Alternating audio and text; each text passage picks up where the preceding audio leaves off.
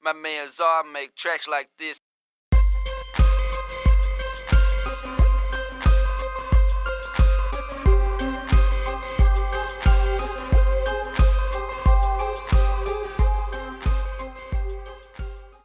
What's going on, y'all?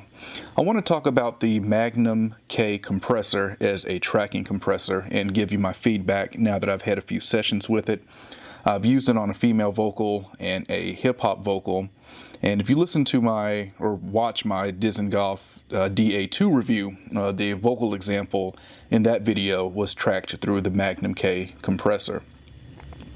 So I'm still getting used to this compressor because it doesn't have a gain reduction meter. It has a light that illuminates brighter the more gain reduction you're doing, and it has a knob that lets you select between 4, 8, 12, and 16 dB of compression. So I was afraid that I would over compress the vocal. For tracking vocals, I had it set to 4 dB, maybe what I would believe to be a 2-to-1, 3-to-1 ratio, medium release, and a fast medium attack. And this worked really well. With the 4 dB of compression, I know that I'm not getting more than 4 dB of compression, and though I was afraid of over compressing the vocal never sounded over compressed.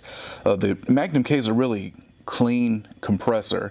It never felt grabby and really clamping down on it. Now, of course, if I would switch between the 8, 12, 16, then yes, it would get more aggressive. But just for tracking vocals, the 4 dB worked great for me. And it is all the knobs are detinted, so I could easily dial in the threshold to where I start to see some compression happening and then back down a little bit from there, because I wasn't trying to compress the whole signal. I just wanted to compress the peaks. So it was really easy to dial in for that. So the first two knobs that you see on the Magnum-K is an input attenuation and an input gain.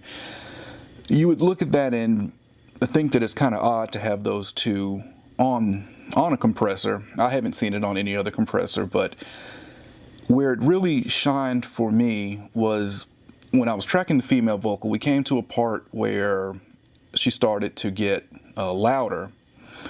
So generally when this happens, you would take the input of your mic pre and bring it down, or you could adjust your compressor settings. Adjusting the compressor settings could lead to readjusting all of the settings on the compressor. Now you might want a little faster attack. You definitely have to change your threshold, and you may want to up the ratio a little bit for the part where she would hit some high notes. And dealing with the mic pre, depending on if your pre has input and output, you could back down the input of the pre, you could back down the output of the pre. So for me, using the DA2, doesn't have an output, it just has an input control. When you have mic pre's, especially transformer mic pre's, the harder you hit them, you're going to get a certain sound.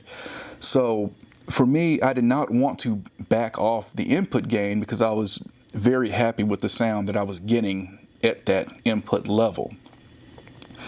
So with the Magnum-K, I was able to attenuate the input and bring down the level coming into the compressor, which gave it extra headroom for when she hit those high notes. And then when she was done, I was able to set the attenuation back to 0. Everything was still set like we had for the rest of the song, and we were able to continue. Resetting the compressor would have took time. It wouldn't have took as much time to adjust the gain on the mic pre, but my point being is that it was a really easy solution for me to just back off the input gain into the compressor, and I didn't have to pause, audition anything. I mean, I literally turned it down, we did the takes, got it right, went back to the way I had it before, and kept it moving. I want to move down to the K-Comp. The K-Comp is a second compressor in the Magnum-K, which is going to compress the high mids and help with harshness. I was getting a little bit of compression with that, and during the mix, that certainly helped reduce some of the sibilance from the vocal.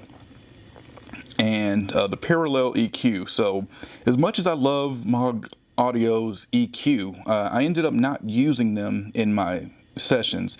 I went to use some of the airband for the female vocal, and I brought it in and out, and just ultimately decided that I didn't need it. I was getting enough high end from the mic and the pre that I didn't feel like I needed to add any more. And with the hip hop vocal, I went to add a little bit of presence.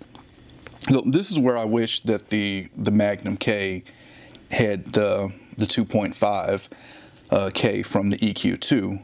It does have 1.4, which would get me close to what I was looking for, but again, I ultimately decided that I didn't need it after bringing it in and out a few times. And that's my impressions of using the Maag Audio Magnum-K as a tracking compressor. Worked out very well for me, and again, I'm still learning it and getting used to it, because it certainly takes a different mindset and approach to get used to using it.